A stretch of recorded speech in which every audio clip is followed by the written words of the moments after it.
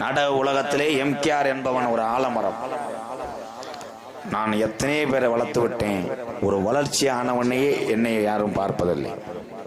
நான் ஒரு தாய் பறவை, அவ்வளவுதான். ஒரு சின்ன பறவை குஞ்ச பார்த்திருக்கேன். அது கூண்டுக்குள்ள ரெக்க முளைக்கிற வரைக்கும் தான் தன்னுடைய தாயினுடைய இறையை தேடுறதுக்காக எப்படா அம்மா பசிய போக்க இறை கொண்டு வரோம்னு அந்த குஞ்சு காத்துக்கிட்டே இருக்குமா. அதுக்கு ரெக்க முளைச்சிருச்சுன்னா தாயை தேடாது, பறந்து போயிடும். அந்த மாதிரி தான் வளர்த்து விட்டவர்கள் எல்லாம் சென்று விடுவார்கள். ஆனால் ஆலமரம் மட்டும் என்னைக்கும் அங்கேயே இருக்கும்.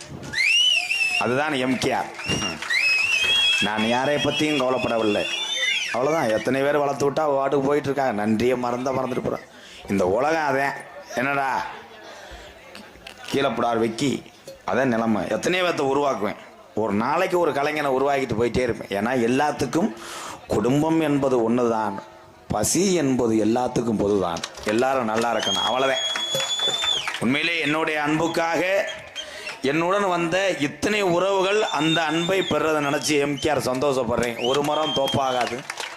இந்த நடிகர்கள்லாம் எத்தனையோ பேர் நாங்கள் சும்மா விளையாடுவோம். அண்ணன் தம்பி இவர்கள்லாம் எங்களுக்கு நாங்களே சும்மா பேசிக்கிட்டு அப்படி இப்படின்னு விளையாடுவோம். அந்த ஒருச்சா வயிற்றுக்காகத்தேன், இந்த மக்களை சிரிக்க வைக்கிறதுக்காகத்தேன்.